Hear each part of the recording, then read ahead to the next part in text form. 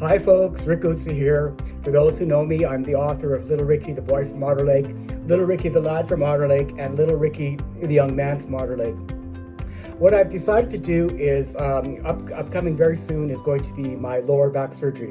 I'm having surgery on my spine to correct a problem that I have. I have some pars defect fractures, and the neurosurgeon is going to be fixing those next week on Thursday. Anyhow, what I want to do is I want to create a video blog.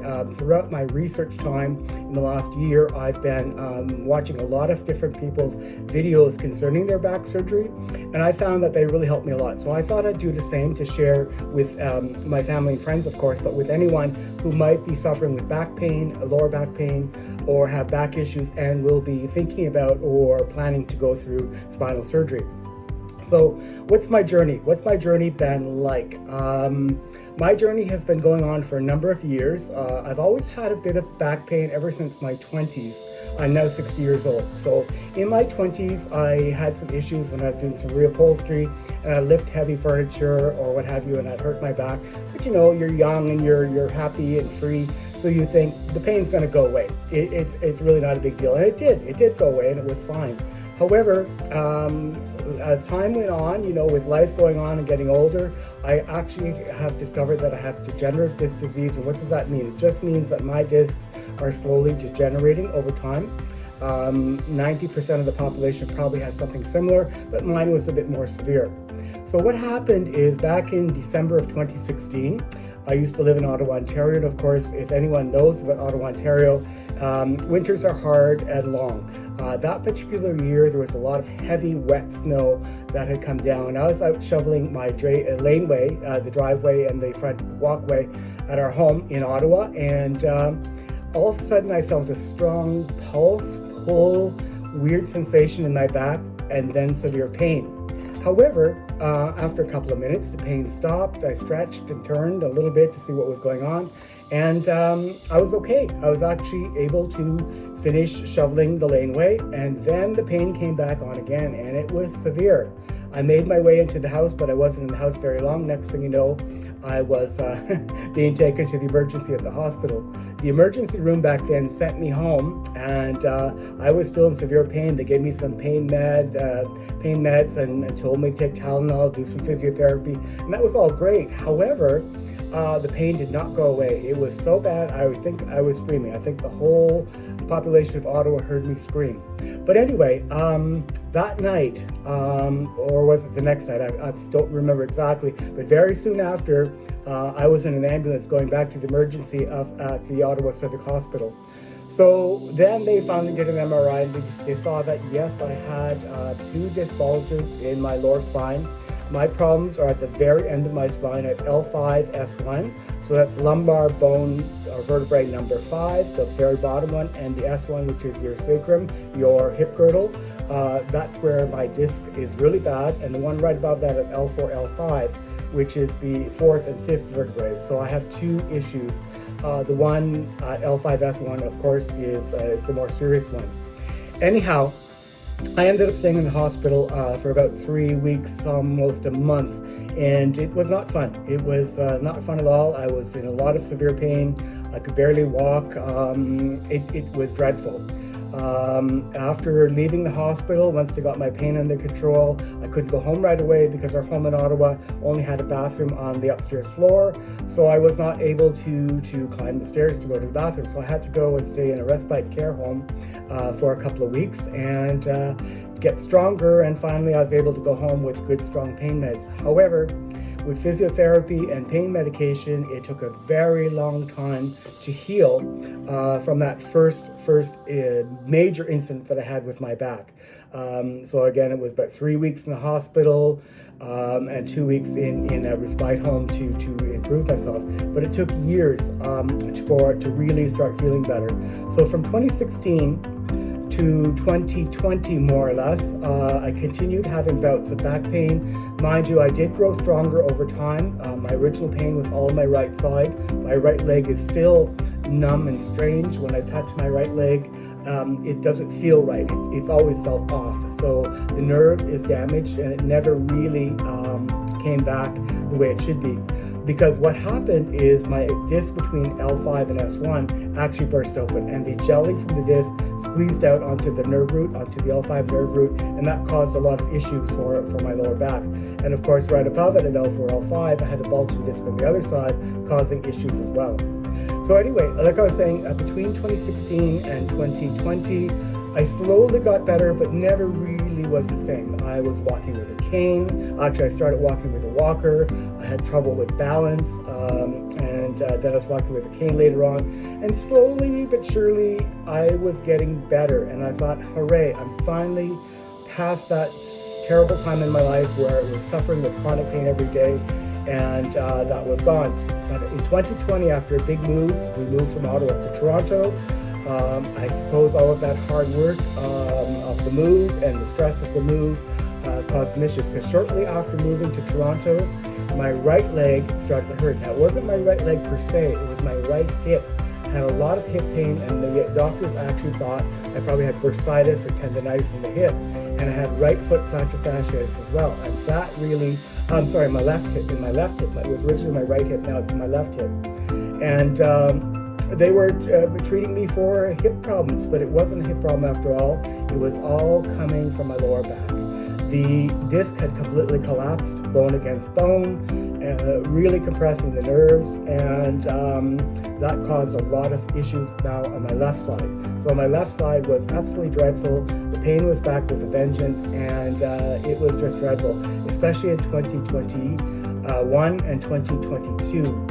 In 2022, I believe, or was it 2023? It's such a long time. I really struggled. I struggled severely with pain. It got to a point where I was getting numbness in my back, numbness in my leg, and all of a sudden my leg would give out and I'd literally fall over. One time I fell over in traffic and nearly got run over by a car because I had to literally pull myself with my arms to the side of the street. Another time when I was just going to the grocery store, the leg gave out again. I could barely walk to get home, and it was excruciating pain. So that particular summer, in the summer of 2022, I really spent the summer in bed. And because I spent the summer in bed, because I couldn't walk, I could barely get up to go to the bathroom, could barely go to the kitchen to eat, I felt quite depressed. I was really down, and life was dreadful. And I said, really, at that time, if this is what life is all about, lying in bed looking at the ceiling in chronic pain and such severe pain, despite any treatments I've had, I didn't want it. I was ready to take my bottle of pills, and it was going to be over. Thankfully, though, I got through that. I finally met a neurosurgeon in 2023, and they finally realized that I've done all the conservative treatments. I've done the physiotherapy. I've seen the chiropractors. I've been to pain clinics where I've had cortisone after cortisone after cortisone shots. They help, but they're all temporary. The only thing that really works is strengthening your muscles to keep your core strong, your legs strong, your abdomen strong, because that supports your spine. But really, at the end of the day, eventually it all wears down that you will probably need surgery. I tried to put it off as long as possible, and the doctors recommended that I did that, but now it's time for surgery. So I met a great neurosurgeon here in Toronto, and I'll be going to St. Mike's to have my surgery. Just some of the treatments I've tried. So basically back in 2016, I did cortisone shots. I had several MRIs, and I tried Dr. Ho. It's a TENS treatment, patches, creams, and of course, some opioid medication. I had no choice. In 2023, actually, I was up to taking 8 Tylenol a day, caused some severe stomach problems. So I don't recommend Tylenol. However, it's better than nothing. It can cause you some stomach issues. So I've now stopped taking Tylenol. Only have to take a little bit of opioids, but I'm looking so forward to the day when I won't need to take any more pain medication. I'll be pain-free, relatively pain-free. I'll have less pain in my glutes and in my legs, that I'll be able to not have to take opioid medication anymore. It's a slippery slope with opioids, and I never want to get addicted to them. So even though I might be in pain, I do not take more than what's prescribed. It's tempting, but no, it's not worth it. It's really not worth it. So I've consulted again many doctors over the years. I've had pain shots right into my spine, cortisone shots. I've had nerve blocks. I've had all kinds of treatments to reduce my pain. Like I said, I've seen a chiropractor, I've been seeing physiotherapists, excellent physiotherapists for years, But now it's at the point where my last CT scan showed that I do have pars defect with, I forget my terminology here, my bones slip forward, so that's called spondylolisthesis. I can't say it very well, where my bones slip forward, one slips backward, the other slips forward, and that caused me a lot of pain. That's because the two bones on the facet joint in my back there are broken. So they need to solidify that particular area of my spine, and that's what the surgery is all about. So I'm going to be having something called a TLIF, posterior interbody posterior interbody surgery, where they're literally going to remove the disc between L5-S1, and they're going to put a cage in there with bone marrow, my bone marrow that they'll find from my hip or from my lower back in that cage, and then they're going to put two rods along the side of my spine to hold those two parts together. So what I'm having is called a fusion. It's a TLIF fusion. And when my body over time heals, the two vertebrae that are together, that are rubbing now, will have a little bit more space to let the nerves be free, and then they'll grow together like one bone. So there'll be one big bone in the back, and I won't no longer have movement in that area. But that means that because the bones can't move downwards anymore and squeeze the nerves, I won't have that severe pain that I've been having all these years. So I'm looking forward to that. They're going to remove the disc, put some screws and brackets into my pedicles of my vertebrae, and they're going to screw it together with rods. After that, it's going to be a long recovery of about 6 months to a year. It can take up to a year.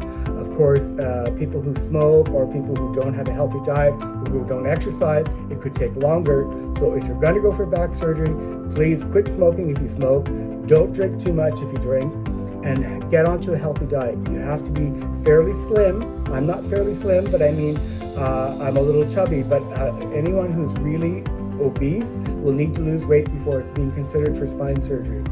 And so a healthy diet and not smoking and not too much alcohol. So definitely be careful with those so that you can get approved for spine surgery.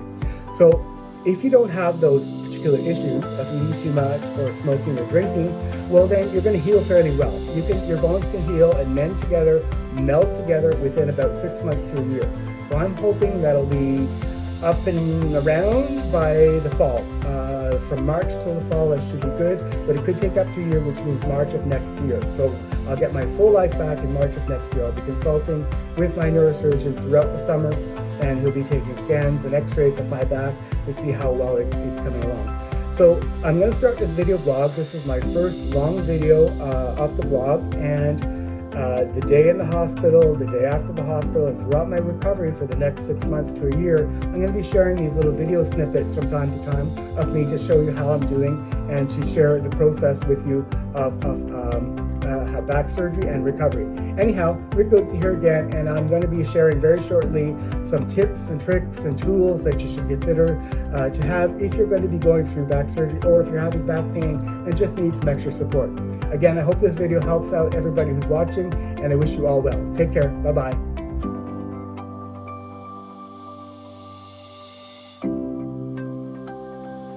Hi folks, just showing you my seating area. The best seat in the house, believe it or not, is a Canadian Tire lawn chair. It is the most comfortable chair I've ever been in since I hurt my back in 2017. It's very challenging to sit in anything soft and squishy anymore.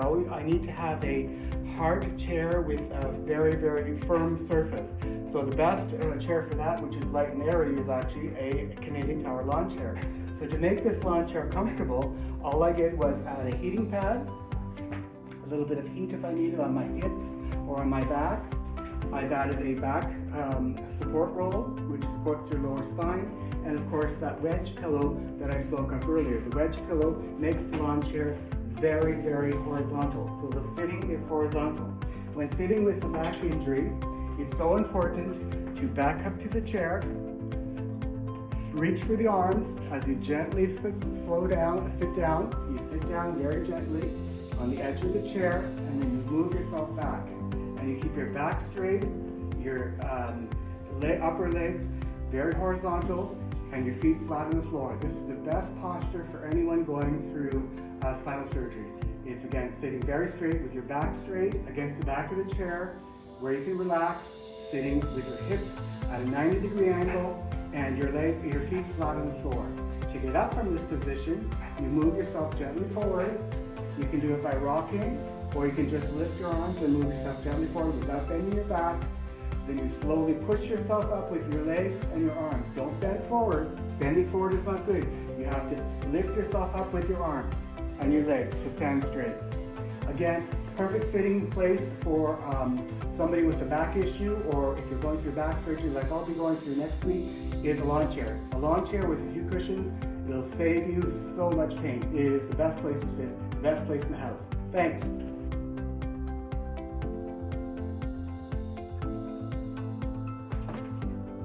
Well, hello. I just want to show you my brand new walker. This is a stand-up walker, and it is going to be great to help me to get around after my surgery.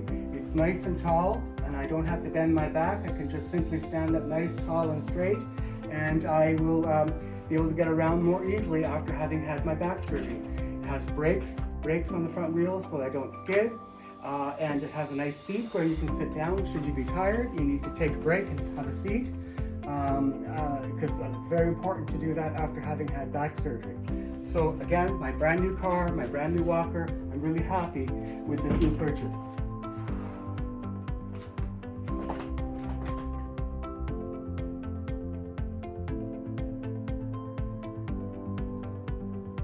Hi everyone, Rick Gutze here. I'm the author of Little Ricky, the Boy from Otter Lake, Little Ricky, the Lad from Otter Lake, Adolescent Adventures, and Little Ricky, the Young Man from Otter Lake. Today I want to share my journey with you. I've been suffering with back pain for many years, since 2017, and finally I have surgery coming up. I met a neurosurgeon last summer, and after a very long wait, next week on Thursday I'm going to be having some spinal surgery. So in preparation for that, I put together a number of items that I'll need here at home for my long recovery. For the recovery, they have something called the BLT, and no, it's not a bacon, lettuce, and tomato sandwich. It's a restriction called BLT, no bending, no lifting, no twisting. So to be able to accommodate those strict requiremements for my year of recovery, I have gone out and I've purchased myself several things to have a very easy transition to recovering here at home in bed. So I'm just going to show you those things today. Hang on. One of the first things that you will need, and hopefully this video will help anyone else who is going to go through spinal surgery, but you'll need some of these tools because they'll certainly make your life a lot easier. With no bending restriction, having a grabber is a very good thing where you can pick up things. You know, how many times a day do we drop things? We drop our phone, we drop our cloth, we drop a napkin. So with no bending, you can't bend to the floor. You can now use your grabber, which is adjustable to grab stuff and pick it up from the floor, a grabber. In the shower, again, with no bending, no twisting, it's going to be very hard to get down to wash your feet and wash your legs. So I have a new washing brush, a washing scrub brush. And so basically when you need to wash your feet, you simply use this particular device here. It's a post, a nice aluminum post that won't rust, with a washcloth on the end to be able to wash your legs and wash your feet. Again, no bending, so a great little tool, a washing stick. Putting on socks will be a challenge, so this little device is a sock helper. So you basically slide your sock onto this plastic device and you put it around your foot and you pull it up to pull on your socks. So again, a very handy tool for putting on socks. Shoes, I'm going to be wearing Velcro shoes probably because tying laces will be challenging. However, I may buy elastic laces which will help me with my shoes. When you're brushing your teeth, usually we bend down to the sink to brush our teeth. We bend down to the bathroom basin. That, of course, is a no-no, so I'm going to have to bring my toothbrush up here to my face. So I have a little toothbrush bowl. It's a little kidney bowl that you usually find in the hospital, and you can use this little bowl to bring up to your chin so you don't have to bend down to brush your teeth and you don't splash water everywhere. So a great little tool. When I'm going to be showering, I won't be able to bathe for a while until my incision down my back is healed, but I will be able to take a shower after about a week after surgery, so I'll need to make sure that I'm stable in the shower. So our shower does not have a bar already in the shower, so I have this suction cup bar which attaches to the shower wall, and it's something to hold on. It's not for durability to hold your whole body weight. So no, that's not. It's for stability. So when you're standing, you have something to grab onto to keep yourself stable. So this is to attach to a shower or bathroom wall to help you when you're in the shower. Of course, with the no bending and no twisting restrictions, it's going to be awful challenging to put on shoes or slippers. So this is a very long shoehorn. The longer the better. So basically, if you're having trouble with your shoe, you simply use your shoehorn into your shoe without twisting, of course. I shouldn't be twisting, and you pull your shoe on with the help of the shoehorn. Very important tool.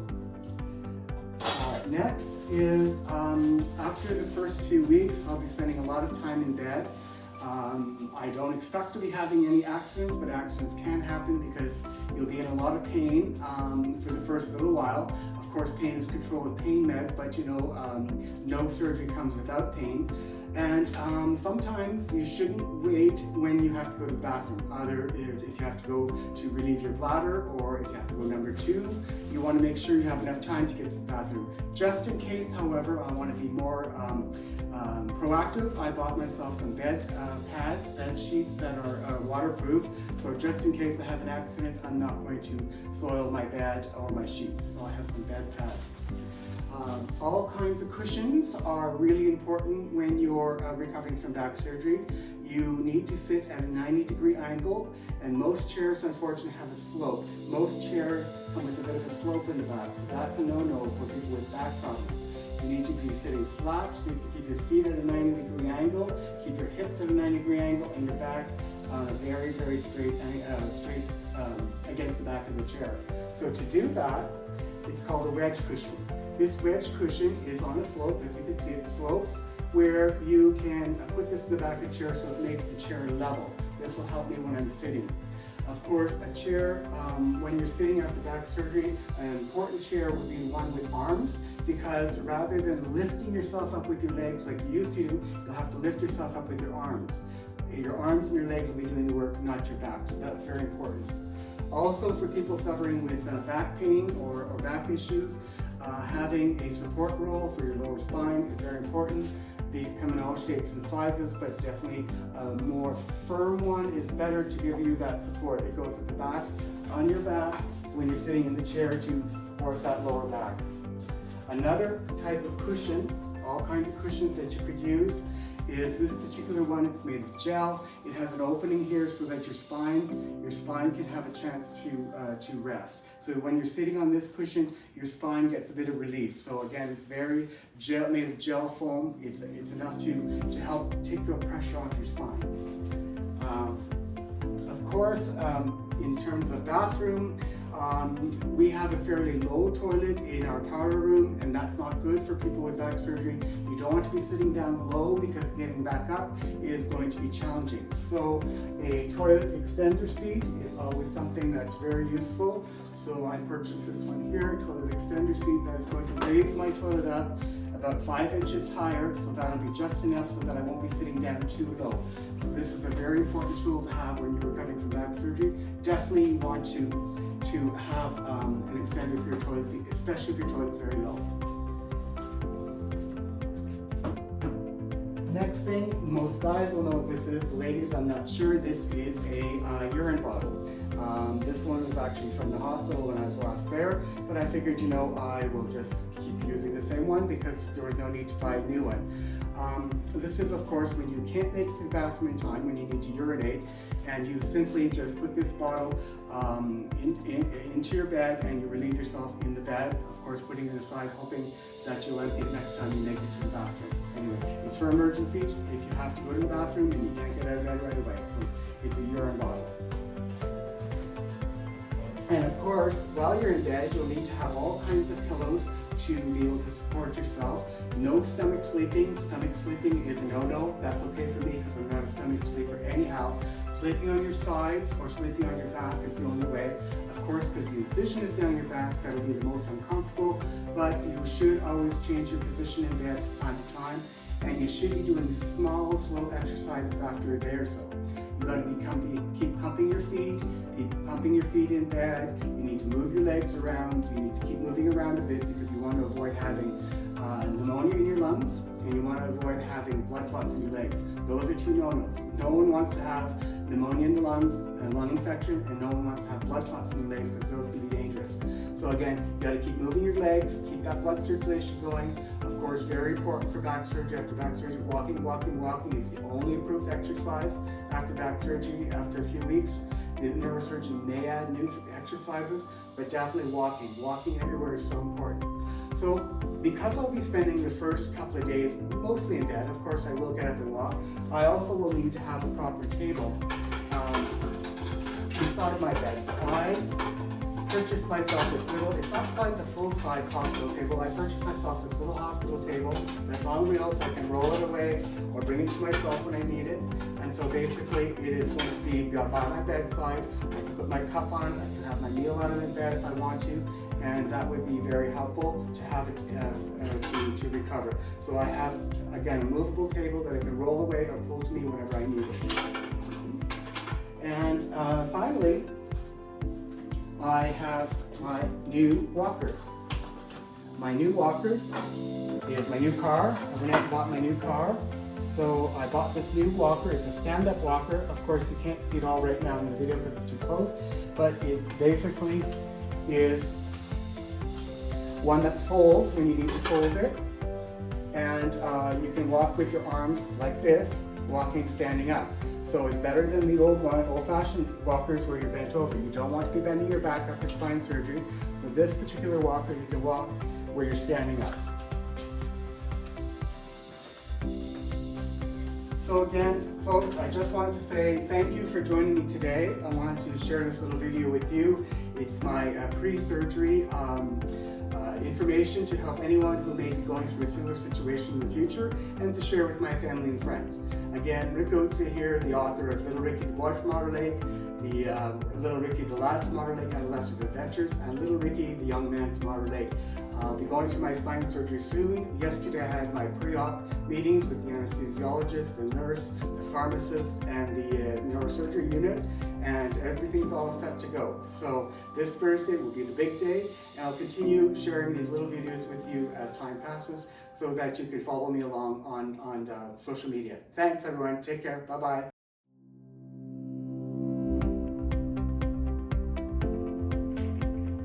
Hi everyone, Rick here. Just want to show you again another thing that I've developed for myself for when I'll be recovering from my back surgery. It's going to be a long time that I'll be able to bend, twist, or lift anything. The restrictions are nothing heavier than 5 pounds. It's not a lot. That's like not even a gallon of milk. So less than a gallon of milk. No twisting, of course. No twisting at the waist. No twisting of your spine, I'm sorry. And of course, no bending forward. Bending forward is always challenging because we don't really realize how much we bend in a day. So to be able to shave and brush my teeth and look after myself more in the bathroom without having to have too much help my own, I made my own little sink, little bathroom basin, which is taller than our current bathroom basin. So I just want to show you what I've developed. It's this little device here. As you can see, I have a little tap that I've installed and a drain, and it sits right here on top, right on top of our original basin. So our original basin is right beside it, and it drains into the basin. The water comes here through our tap in the bathroom, up to the back little tap here in my small sink, and it drains through this drain down here through the plumbing into the sink. So again, it's very easy because the water will be up here higher for me. I won't have to bend down this low. I'll be able to stand up straight and be able to shave and brush my teeth and so on here in the bathroom without bending too much. I also installed this shaving mirror here, which will help me from bending forward. I won't have to bend forward to look into the mirror again. I'm getting older, so my eyesight isn't what it used to be, but now I can bring this mirror closer to me to be able to shave without bending my back. So again, a couple little tools here that I installed into the bathroom to help me with my recovery from back surgery. So I'm just going to demonstrate now how it works. I'm going to just turn on the water, and you can see here my little sink is now filling up. My little sink is filling up with water. There's nice hot water flowing into the little sink. And when I don't want any more water, whenever it's about half full for the amount of water that I need, I just simply shut off the existing bathroom tap, or I can shut off my little tap here with this little tap knob. But, you know, I figured it's just as easy to shut off the main tap because it's already up high enough. We have one of those extended faucets that stand higher than the sink. And of course, when I'm done shaving or washing in this little sink, see, it's very high. It's very high up, so I don't have to bend to wash myself. It's like 6 to 8 inches higher than a normal bathroom sink. And of course, when I'm done, I simply pull the little plug, the little drain stop, and I let the water drain down. It drains down right here into the existing bathroom basin. Again, a little tool that I've developed to help me when I'm recovering from my back surgery. It's going to help me from having to bend forward for brushing my teeth or for shaving. Again, a little tool that I made to help you, and it's something that you may want to do for yourself if you're going to be going through surgery in the future. Take care. Bye.